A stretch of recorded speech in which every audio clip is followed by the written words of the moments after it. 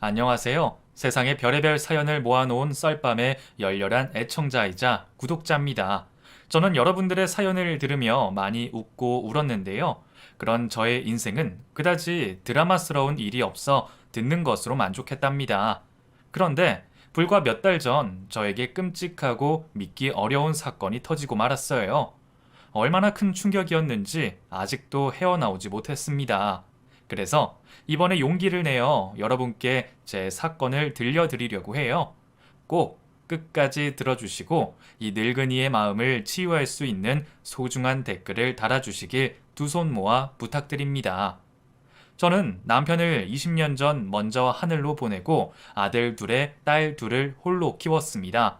다행히 남편이 벌어둔 돈과 보험금으로 자식들을 키우는데 큰 어려움은 없었어요.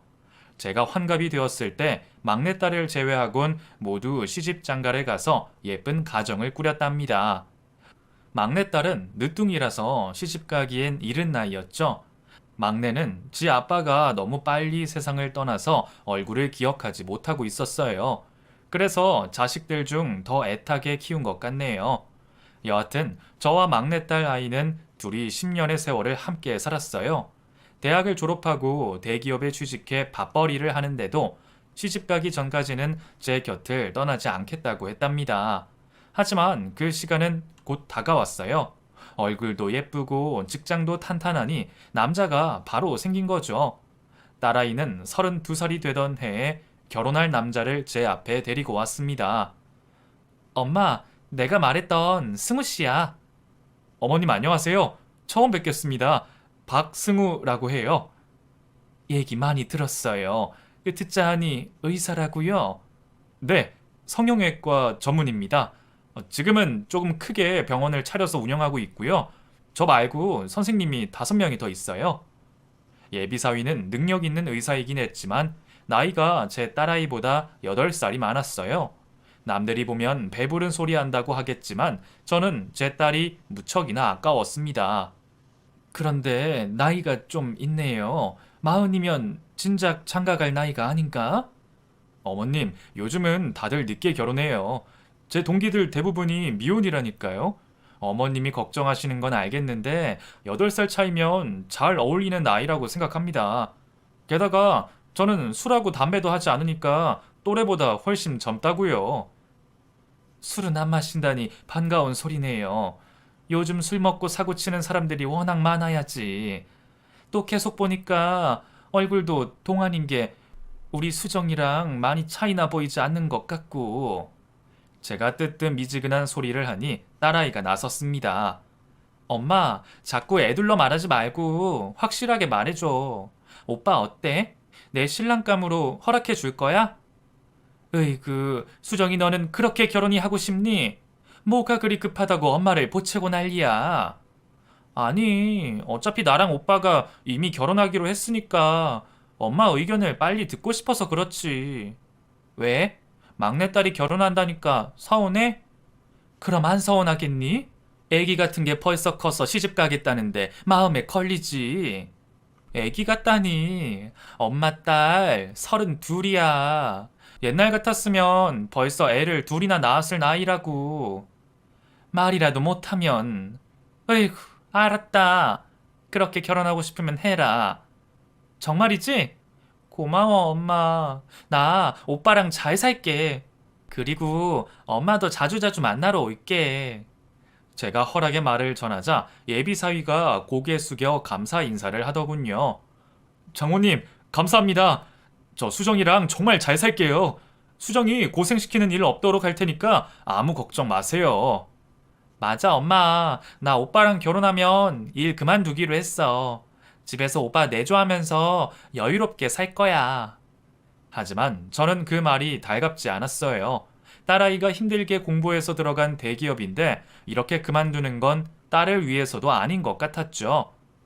얘, 너희 회사 아무나 못 들어가잖아. 그런 회사를 그만두겠다고?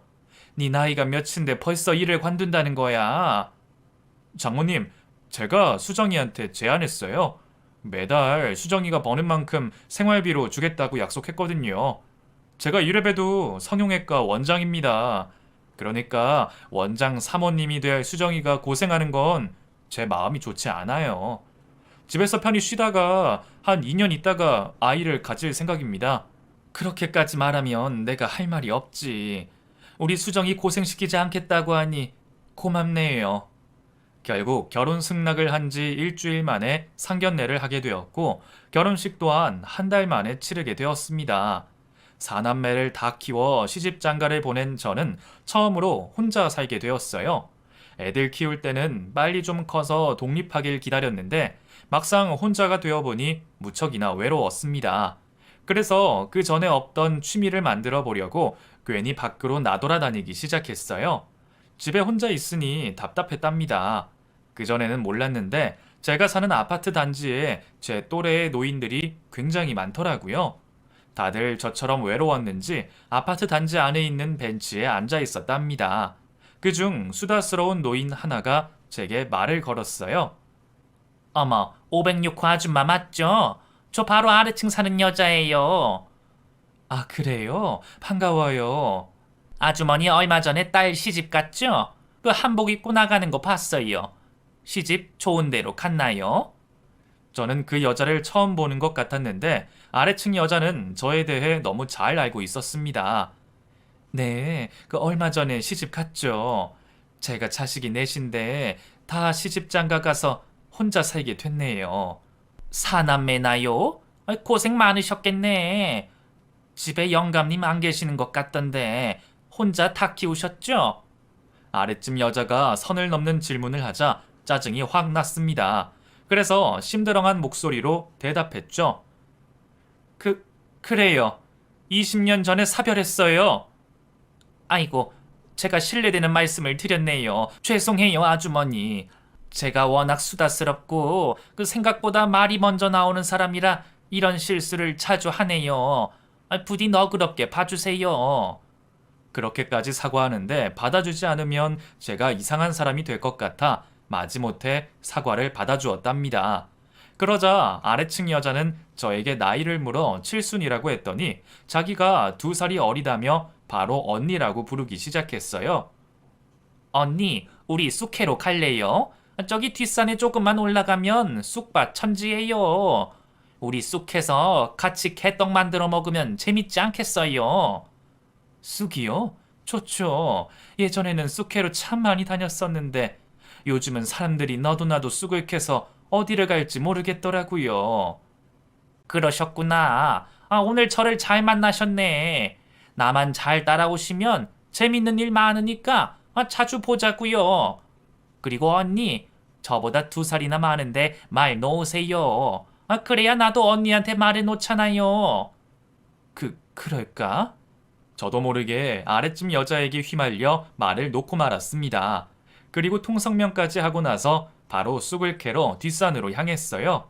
이 모든 게 1시간도 안 돼서 일어난 일이었어요. 낯을 가리는 저로서는 처음 있는 일이었답니다.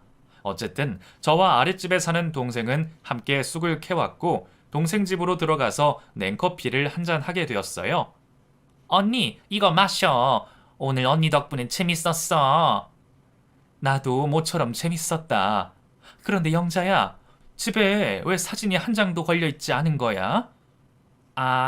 사진이 없지. 다들 세상을 떠나서 잊고 지내려고 그 장롱에 숨겨뒀어. 저는 너무 놀라 말문이 막히고 말았습니다. 게다가 아무렇지 않게 가족들의 죽음을 말하는 영자에게 미안한 마음이 들었죠. 아이고, 내가 실수했네. 미안하다. 괜찮아. 나도 아까 언니한테 실수했으니까 비긴 셈이지. 남편은 언니처럼 오래전에 사별했고 딸 하나 있었는데 사고로 세상을 떠났어. 그랬구나. 많이 힘들었겠다, 영자야.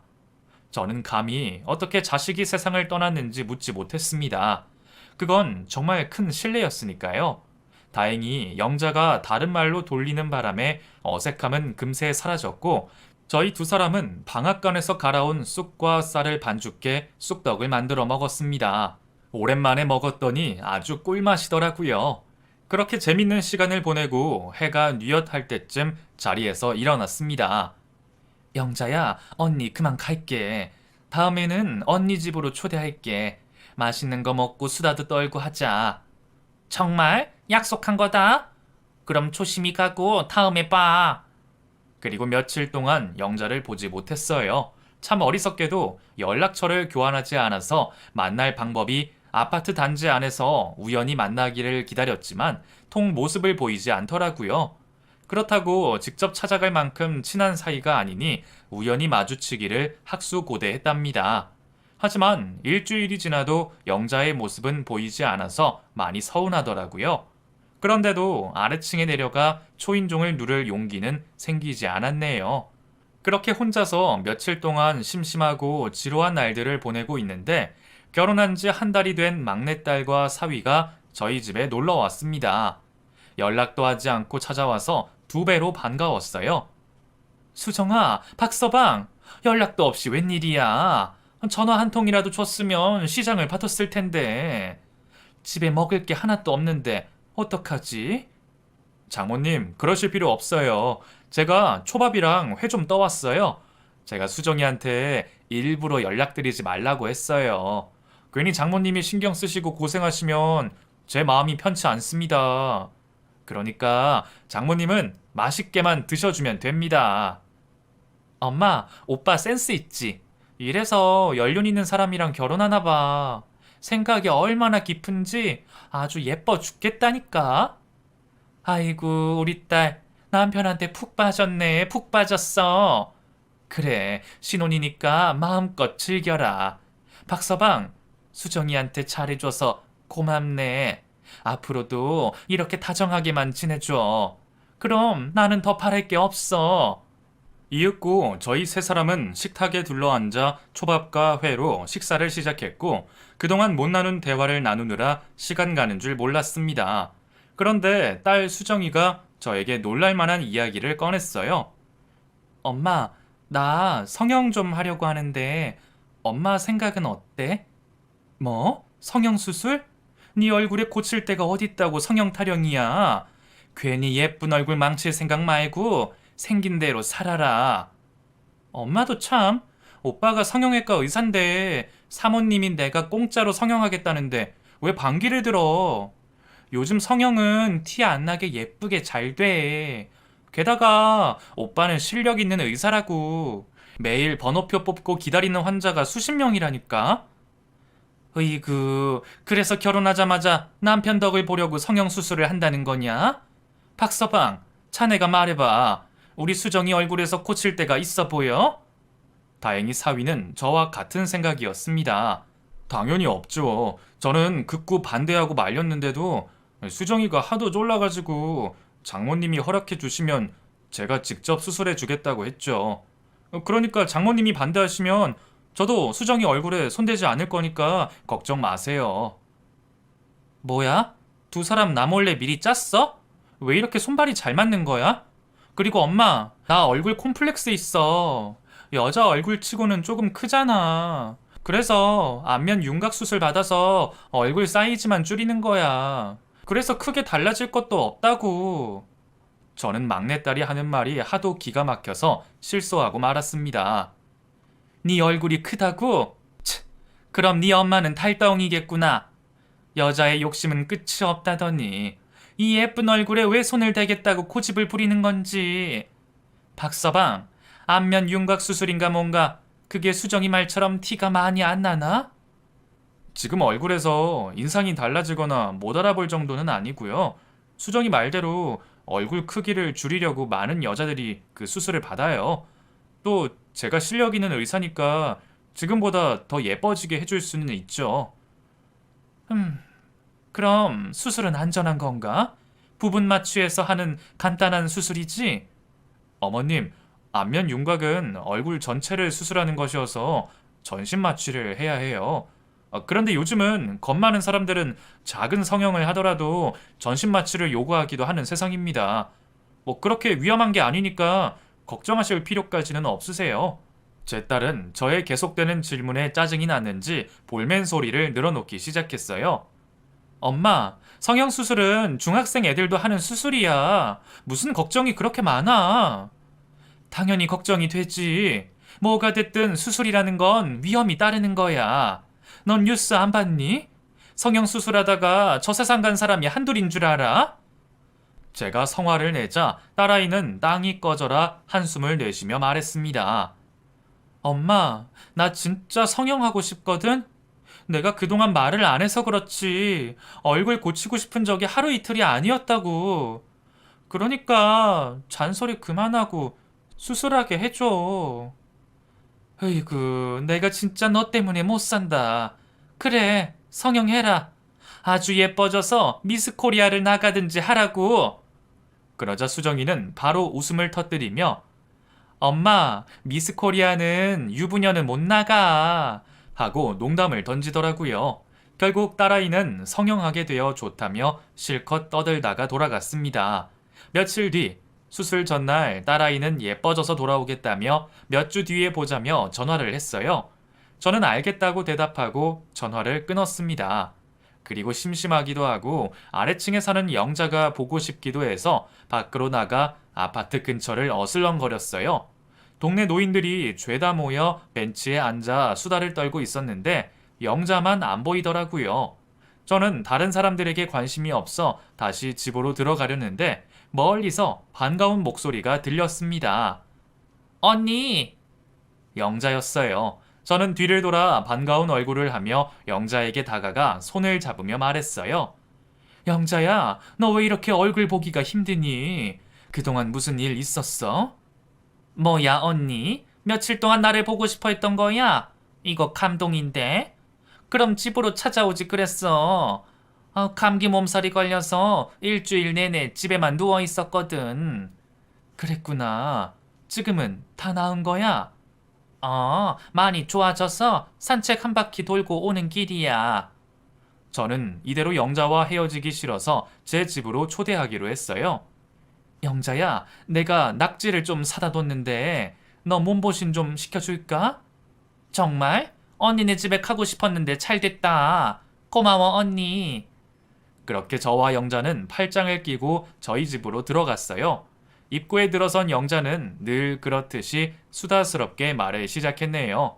어머, 언니네 집 너무 예쁘다. 벽지가 죄다 꽃무늬네. 꽃 구경을 따로 갈 필요가 없겠다. 저건 뭐야? 설마 안마 의자야? 나 저거 너무 해보고 싶었는데 해봐도 돼? 그럼 얼마든지 해봐. 영자야, 안마가 필요하면 언제든지 올라와서 하고 가도 돼. 나 주방 가서 낙지전골 준비할 테니까 거기 앉아서 쉬고 있어. 응, 고마워, 언니. 언니 덕분에 호강하는 하루를 보내겠는걸. 저는 주방에서 분주하게 움직이며 낙지전골을 금세 만들었고 식탁에 밑반찬을 다 올리고 나서야 영자를 주방으로 불렀습니다. 다 됐다. 영자야, 어서 와서 먹자. 벌써 다 됐어? 언니 손 빠르네. 그리고 제가 차린 음식을 본 영자는 눈이 휘둥그레지며 이 모든 걸 자길 위해 차렸냐며 감동을 받았다고 말했습니다. 차린 것도 별로 없는데 무슨 감동이야. 그리고 맛이 있을지 모르겠다. 언니, 맛있어. 간도 딱 맞고 얼큰한 게 감기가 당장이라도 뚝 떨어질 것 같아. 오랜만에 이런 밥상을 받아서 그런지 너무 행복하다. 그렇게 저희는 낙지전골을 싹싹 긁어서 먹은 뒤 식당에서 먹는 것처럼 밥까지 볶아서 배를 채웠습니다. 그리고 커피를 마시며 두런두런 이야기를 나누기 시작했어요. 언니, 저기 벽에 걸린 가족 사진에 예쁘고 잘생긴 자식들 모두 결혼했다고 했지? 응, 얼마 전에 막내딸까지 시집 갔지. 우리 애들 예쁘지? 너무 예뻐. 부럽다. 자식이 넷이나 있으니 나처럼 외롭진 않겠다. 저는 자식을 가슴에 묻은 영자에게 무슨 말을 해야 할지 모르겠더라고요. 그래서 엷은 미소를 짓고 말았답니다. 그런데 영자가 한술 더 떠서 제 자식들의 결혼 사진을 구경시켜달라고 하더라고요. 언니, 내 딸은 시집 가기 전에 세상을 떠나서 남의 자식들 결혼 사진 보는 게 그렇게 재밌더라. 언니 자식들 결혼 사진 좀 구경시켜주라. 결혼 사진? 그래, 방에서 사진첩을 가지고 올게. 잠깐만 기다려. 이윽고 제가 가지고 나온 사진첩을 건네받은 영자는 곧장 첫 장에 장남 결혼식 사진을 펼치며 감탄사를 자아냈어요. 어머, 언니 큰아들 진짜 멋있다. 내 딸이 살아있으면 사위로 드리고 싶었을 거야. 언니 닮아서 자식들 인물이 너무 좋다. 영자는 계속해서 사진첩 한 장 한 장 넘기며 자기 자식들의 사진을 보는 양 행복하고 흐뭇한 미소를 잃지 않았습니다. 그러다 얼마 전 결혼한 막내딸 결혼 사진을 본 영자가 입을 떡하고 벌리며 시선을 집중했어요. 왜 그래? 내 막내딸은 별로 안 예뻐? 그게 아니라 언니 딸 옆에 있는 사위 말이야. 내가 아는 사람이랑 너무 많이 닮았어. 그래? 얼마나 닮았길래 그렇게 놀라?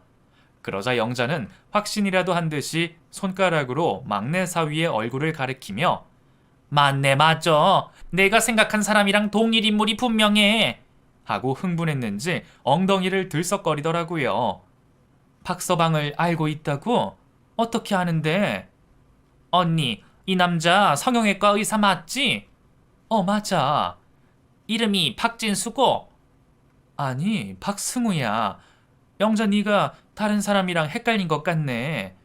그런데 성형외과 의사인 거는 똑같은 게 신기하다. 영자는 사진을 다시 확인하며 고개를 여러 번 갸웃했어요. 그리고 손바닥으로 무릎을 탁 쳤습니다. 아니야, 언니. 이 사람 박진수 맞아. 이름 바꾸고 성형수술까지 해서 내가 몰라볼 뻔했는데 분명히 박진수가 맞다고. 얘가 남의 사위를 왜 자꾸 이상한 사람으로 만들까? 그리고 박진수가 도대체 누군데 이렇게 흥분하고 호들갑을 떠는 거야? 그러자 영자가 꺼내기 힘든 말이 있는데 저와 막내딸을 위해 말문을 열겠다고 하더군요. 언니, 내가 딸을 먼저 저승으로 보냈다고 했잖아. 그런데 어떻게 죽었는지 알아? 갑자기 영자가 딸 이야기를 꺼냈는데 온몸에 소름이 돋았어요. 어떻게 죽었는데? 바로 이 남자. 언니 사위 때문에 세상을 떠났어. 내 딸이 26에 가슴 수술을 받으려고 성형외과를 찾아갔어. 그리고 이 사진 속에 있는 언니 사위가 수술을 집도하게 됐지. 그런데 내 딸은 수술 도중 호흡을 멈췄고 세상을 떠나게 됐어. 누가 봐도 의료사고로 숨진 게 뻔하지? 맞아. 박진수 저 남자가 술을 마시고 수술실로 들어왔대. 그리고 전신 마취를 하고 수술을 하는데 술 취한 놈이 제대로 할 리가 있겠어? 내 딸은 과다출혈로 세상을 떠났다고. 예뻐지려고 수술대에 올랐다가 그렇게 된 거라고. 그래서 난 이 인간에게 벌을 주려고 형사고소를 하고 법의 심판대에 올렸어. 그런데 징역 1년에 의료 자격정지 1년이 이 인간이 받은 벌의 전부였지. 그동안 박진수 이 인간의 얼굴을 하루도 잊어본 적이 없었는데 5년 만에 사진으로 만나게 됐네. 저는 영자가 참 안 된 일을 겪었지만 사람을 잘못 본 거라 생각했어요. 제 사위는 술, 담배를 하지 않고 성실한 의사인데 영자가 말하는 의사는 전혀 그래 보이지 않았으니까요. 영자야, 네 딸 일은 정말 유감이야. 하지만 그 일을 저지른 의사가 내 사위라니 말도 안 돼. 이름도 다르고 얼굴도 다르다면서 무슨 근거로 확신하는 거야? 여기 오른손등에 보이는 흉터 보이지? 이거 내 딸 수술 중에 실수로 다친 거야. 이걸 보고 200% 확신하게 됐어. 언니, 나 노망난 거 아니야. 내가 내 딸 죽인 원수를 못 알아볼 것 같아. 저는 머릿속이 복잡해 바닥에 주저앉고 말았습니다. 영자의 말이 사실이라면 이건 잘못된 결혼인데다가 사기 결혼과 같았으니까요. 게다가 오늘 딸아이가 사위에게 성형수술을 한다고 알린 사실이 떠올랐습니다. 오늘 내 딸 성형수술 하기로 했는데 내 사위가 직접 한다고 했어. 뭐? 언니, 그 자식한테 수술을 맡기면 안 돼. 한 번 사고 친 놈이 2번은 못할 법은 없다고. 언니, 병풍 뒤에서 향냄새 맡기 싫으면 당장 수술을 막아야 해. 빨리 일어나 앞장서. 영자가 다그치자 제 몸이 반사적으로 움직이기 시작했고 곧장 집을 나서고 택시를 잡아타 딸아이의 집으로 향했어요. 저는 딸에게 전화를 걸었는데 어찌된 일인지 전화를 받지 않았어요. 그래서 하는 수 없이 수정이의 집에 가서 병원에 못 가게 말려야겠다고 판단했습니다. 물론 사람 말은 양쪽의 말을 다 들어봐야 인지상정인데 영자가 옆에서 하도 닥달하는 바람에 저도 사위에 대한 의심이 커졌고 딸아이가 성형수술을 못 받게 해야겠다고 결심했어요. 이윽고 딸과 사위가 사는 신혼 아파트 앞에 도착했습니다. 그런데 현관문에 붙어 있는 팻말을 보고 바닥에 주저앉고 말았어요. 상중이라니, 설마...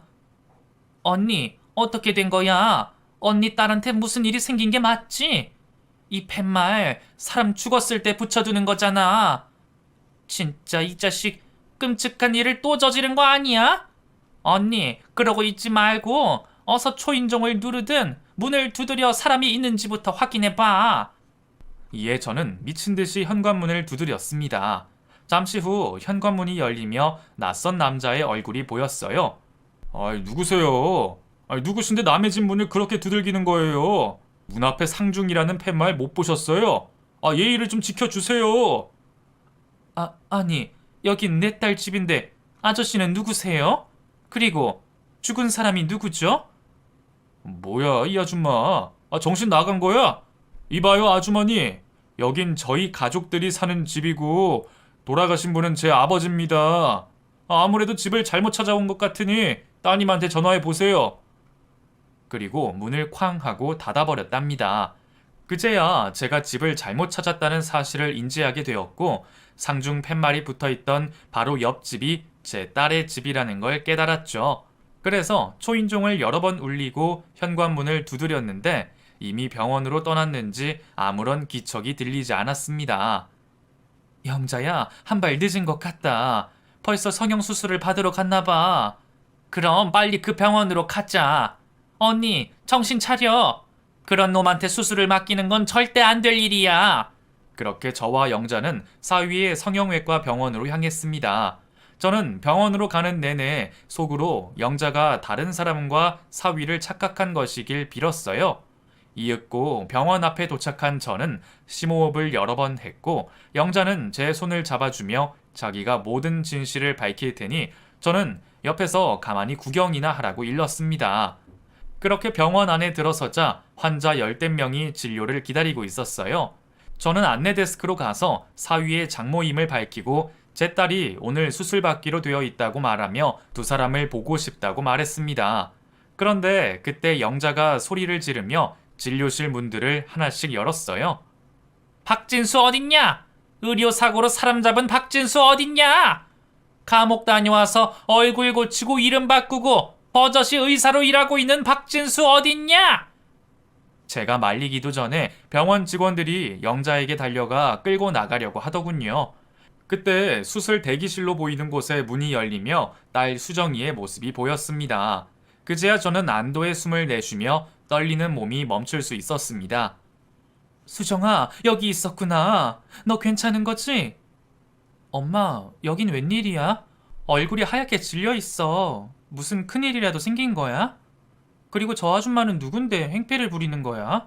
나 30분 있으면 수술하는데 무슨 난리냐고. 그게 말이야, 수정아. 아무래도 네 남편에 대해 우리가 몰랐던 사실이 있던 것 같아. 저 아줌마는 엄마 친구인데 말을 좀 들어봐. 제가 딸아이에게 부탁하자 영자를 끌고 나가려는 직원들에게 멈추라고 경고했습니다. 이윽고 영자는 저와 딸에게 사위를 불러달라 말하더군요. 그래서 수정이가 원장실 문을 두드렸습니다. 오빠, 들어가도 돼? 여기 엄마랑 어떤 아줌마가 오빠를 찾아왔어. 뭔가 오해를 한 모양인데 나와서 해명 좀 해서 돌려보내야 할 것 같아. 하지만 사위가 있는 원장실의 문은 굳게 닫혀 있었습니다. 수정이가 계속해서 사위를 여러 번 불러도 아무런 대답이 들리지 않았답니다. 게다가 문을 잠가서 안으로 들어갈 수도 없게 되었죠. 이에 영자는 저를 보며 내 말이 맞지? 이 자식 궁지에 몰리니까 문까지 걸어 잠근 거라고. 야, 박진수! 당장 이 문 열지 못해? 빨리 너의 추악하고 사악한 얼굴을 드러내란 말이야! 하고 소리쳤습니다. 이윽고 영자가 원장실의 문을 열기 위해 구석에 있던 소화기를 들고 문고리를 여러 번 내리쳤어요. 저와 딸아이는 경악하며 말리려고 하자 원장실의 문고리가 부서져 문이 스르르 열렸답니다. 사위는 푸념한 표정으로 자리에 앉아 있었고 어떤 해명도 할 생각이 없는 것 같았죠. 야, 박진수! 내 딸 잡아먹은 놈이 이름하고 얼굴 바꾸고 버젓이 의사질을 하고 있는 거야? 나는 네가 성형수술을 100번을 한다고 해도 알아볼 수 있어. 또 네 집 딸을 잡아먹으려고 의사짓거리를 계속하고 있는 거야. 오빠, 이 아줌마 말이 사실이야? 빨리 아니라고 대답해. 사람 잘못 봤다고 말하라고. 오빠가 그런 짓을 저지를 사람이 아니잖아. 박서방, 자네 진짜 술 먹고 수술하다가 의료사고를 낸 건가? 그래서 영자 딸이 세상을 떠나고 자넨 감옥에 다녀온 게 사실이냐고. 답답하게 가만히 있지 말고 무슨 말이라도 해보게. 저희 세 여자가 박서방을 벼랑 끝으로 모는 말을 계속 퍼부어댔더니 박서방이 긴 한숨을 내쉬며 자리에서 일어났습니다. 아줌마, 그게 언제적 일인데 지금 와서 또 난리를 피우는 거예요. 나도 그때 반성하고 죗값 받을 만큼 받았다고요. 사위의 반응에 저와 딸아이는 기겁하고 말았습니다. 영자가 주장한 말이 모두 사실이었으니까요. 이어서 영자가 사위에게 소리쳤어요. 뭐? 죗값을 받아? 변호사를 8명이나 고용해서 법의 망을 요리조리 빠져나가 고작 1년 동안 감옥 생활한 게 죗값을 받은 거야? 그리고 한 번이라도 유가족인 나를 찾아와서 용서를 빈 적이나 있어? 이 짐승보다 못한 자식아. 난 내 딸을 잃고 하루하루가 지옥이었어. 그래서 어쩌라고. 뭐 이제 와서 무릎이라도 꿇고 빌까? 그럼 아줌마 딸이 살아 돌아오기라도 해. 지금 아줌마가 내 병원에 들이닥쳐서 행패를 부렸으니까 비기인 셈 치고 그만 꺼져. 아직 경찰 부르지 않았으니까 빨리 내 눈앞에서 사라지라고. 그동안 봐왔던 사위의 모습과 확연히 다른 모습을 본 저는 경악하고 말았습니다. 게다가 영자의 말이 모두 사실인 것을 알게 되었죠. 네가 진짜 박진수라는 사람이었어? 의료사고로 사람을 숨지게 한 의사였단 말이야? 그렇게 무서운 과거를 숨기고 결혼을 하다니 이 천하의 나쁜 놈 같으니라고. 오빠, 사실 아니지. 오빠가 그런 사람일 리가 없어. 정신 차리고 똑바로 말해보라니까. 저희 모녀의 말에 사위는 어깨를 한번 으쓱이고는 말하기 시작했어요. 아니, 맞아. 내가 저 아줌마 딸 가슴 수술을 집도하는 과정에서 사고가 났어. 그땐 내가 철이 없어서 수술 전에 술을 한잔 했지. 그런데 뭐 이제 와서 과거 일을 들춰서 잘잘못을 따지겠다는 거야? 이미 그 사고에 대한 벌은 다 받았어. 게다가 소문이 퍼져서 내 의사 인생이 쫑나게 생겨서 얼굴 좀 바꾸고 이름 좀 개명한 게 큰 죄야. 따지고 보면 나도 피해자라고. 그날 이후로 매일 악몽에 시달리고 있단 말이야. 그리고 수정이 너랑 나랑은 이미 부부잖아. 그러니까 너만큼은 나를 이해해줘야지. 안 그래? 부부는 일심동체라는 말 알지? 그러니까 저 아줌마 좀 당장 끌어내. 저는 참지 못하고 사위에게 다가가 뺨을 날렸습니다. 이 짐승보다 못한 놈. 과거에 죄를 지었으면 용서를 구해야지. 어디서 잘했다고 큰 소리야. 뭐? 너도 피해자라고? 인생이 쫑날 뻔했다고? 이놈의 자식아. 그런 짓을 저질렀으면 100번 1000번 인생이 무너져도 이상할 게 없는 게 정상이야. 그런데 지금 버젓이 잘 먹고 잘 살고 있으면서 피해자라는 소리를 입에 올려? 당장 영자한테 용서를 빌고 망자를 찾아가 진심 어린 사과를 하란 말이야. 뭐야, 어디서 손찌검을 하는 거야? 당신도 내가 의사라서 사위로 받아준 거 아니야? 저 아줌마만 아니면 내가 과거에 무슨 짓을 저질렀든 상관 안 했을 거잖아. 그리고 사과라고 했어? 생긴 대로 살 것이지. 왜 가슴을 키우려고 수술대에 누워? 이건 쌍방과실이라고. 사위놈은 영자한테 사과를 하긴커녕 자신의 잘못을 인정하지도 않았습니다. 제 딸도 사위의 그런 모습을 보고 크게 경악했습니다. 오빠, 이런 사람이었어? 정말 무섭다. 내가 알던 오빠는 어디 가고 사악한 짐승이 여기 있는 거야? 더는 오빠랑 못 살아. 이혼해. 야, 수정아, 이깟 일로 무슨 이혼을 해? 내가 뭘 그렇게 잘못했다고 다들 이 난리인지 모르겠다. 이게 다 영자인지 말자인지 다 당신 때문이야. 왜 또 내 인생을 종치려고 찾아와서 난리를 피워? 사위가 영자에게 달려드는 순간 영자의 주먹이 사위의 배에 꽂혔습니다. 잠시 후 끙 소리를 내며 사위가 바닥에 쓰러지며 상황이 종료되었어요. 이런 인간이 아직도 병원에서 의사를 하고 있다니. 게다가 수술까지 하고 있다는 게 믿기지가 않아. 이 자식은 계속 이렇게 뒀다간 내 딸과 같은 피해자를 또 만들고 말 거야. 이윽고 영자는 원장실에서 나가 진료를 기다리는 열댓 명의 사람들에게 현재 상황을 알렸습니다. 자기 딸이 5년 전에 사위에게 가슴 수술을 받던 중 과다출혈로 세상을 떠난 사실과 술을 마시고 수술실에 들어선 사위의 행동을 서슴없이 말하더라고요. 그러자 사람들은 썰물처럼 빠져나가 버렸답니다. 그리고 저희도 더 이상 그곳에 있어봐야 좋을 게 없어 나와버렸죠. 그렇게 저희 셋은 택시를 타고 저희 집으로 돌아가게 되었고 앞으로 어떻게 해야 할지 의논을 나누었습니다. 엄마, 나는 무조건 이혼할 거야. 그 인간이 그렇게 무서운 놈인 줄 알았더라면 결혼까지 가지도 않았을 거야. 그래, 같이 변호사를 알아봐서 사기 결혼으로 고소를 해보도록 하자. 법원에서도 분명 우리 편을 들어줄 거야. 그리고 영자야, 너는 어떻게 할 거니? 어떻게 하다니? 그 의사놈 처벌할 방법은 없어. 나중에 또 찾아갔다간 내가 경찰서에 끌려갈 거라서 그러지도 못해. 분해 죽겠지만 이쯤에서 끝내야겠지. 그러자 수정이가 영자의 손을 잡으며 말했습니다. 아주머니, 지금은 인터넷이 발달한 시대잖아요. 그걸 이용해서 그 짐승보다 못한 놈이 의사짓을 못하게 만들어 보자고요. 제가 도와드릴 테니까 같이 해봐요. 인터넷? 그거 괜히 남의 신상을 올렸다간 수정씨가 큰일을 당할 텐데. 아니에요. 저한테 다 방법이 있어요. 저만 믿어보세요. 이윽고 수정이는 컴퓨터를 켜고 의료사고 피해자들의 카페에 가입을 했습니다.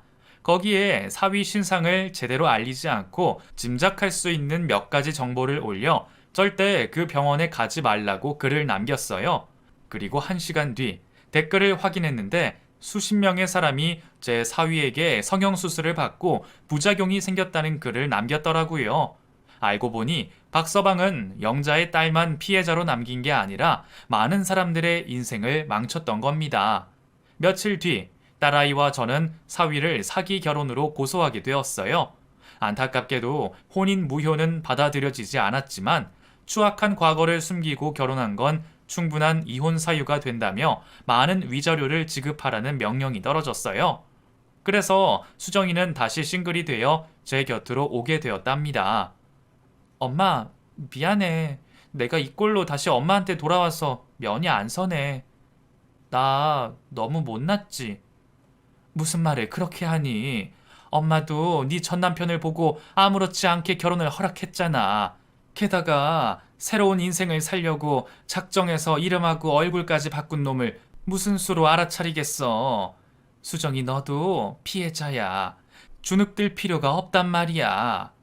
그렇게 딸아이를 안아주며 위로와 격려를 해주었고 아직 나이가 젊으니 좋은 남자는 얼마든지 만날 수 있을 거라 말해주었습니다. 그리고 얼마 뒤 인터넷 카페에 사위의 피해자들이 병원 사진을 올리고 사위의 사진까지 올렸어요. 성형수술 부작용에 대한 사실과 영자의 딸이 수술 중 숨진 사실까지 모두 기록했더라고요. 또 입소문이라는 것도 무시할 수가 없었습니다. 저희가 병원에 쳐들어간 날 방문한 환자들이 소문을 많이 냈는지 사위의 병원 건물주가 나가달라는 말까지 했다네요. 물론 얼굴에 철판을 깐 사위는 안 나가고 버텼지만 이미 환자들이 모두 등을 돌려서 병원에 파리만 날리는 상황이라 얼마 가지 못하고 병원을 접게 되었습니다. 그리고 다른 지역의 병원을 또 개원하게 되었는데 인터넷 카페 사람들이 득달같이 달려들어 소문을 퍼뜨렸고 사위는 얼마 가지 못해 또다시 병원 문을 닫게 되었답니다. 그리고 어디로 떠났는지 더는 소문이 들리지 않았어요. 아무도 모를 지방으로 내려가서 의사 노릇을 하고 있는지 아니면 직업을 바꿔 새로운 인생을 사는지 아무도 모르는 상황이랍니다. 그렇게 저와 막내딸은 같이 살고 있어요. 딸아이는 남자에 대한 신뢰가 너무 많이 무너져서 쉽게 남자를 못 만나겠다고 하네요. 그래서 지금은 새로운 곳에 취직해서 잘 지내고 있답니다. 영자는 사위의 인생이 무너지자 가슴의 응어리가 조금이나마 사라졌는지 안색이 좋아졌어요. 또 여전히 저희 집 아래층에 살고 있고 일주일에 두어 번은 꼭 만나고 있답니다. 얼마 전 영자의 집에 들어갔더니 세상을 떠난 딸과 찍은 사진이 걸려 있더라고요. 마음의 짐이 조금 가벼워졌는지 떳떳하게 딸을 매일 보고 있습니다. 이렇게 제가 겪었던 사연을 쭉 들려드려 봤어요. 과거를 숨긴 사위와 두 얼굴의 사위라는 걸 밝혀낸 영자 때문에 제 막내딸이 무사한 인생으로 돌아왔다고 생각합니다. 아직도 그 사위놈을 생각하면 이가 갈리고 소름이 돋아요. 저도 참 바보 같죠? 70년을 살았는데도 사람 보는 눈이 그렇게 없으니 말이에요. 여하튼 막내딸의 인생을 바로잡았으니 천만다행입니다. 제 이야기는 여기서 마무리할게요. 모두 제 사연을 들어주셔서 진심으로 감사합니다.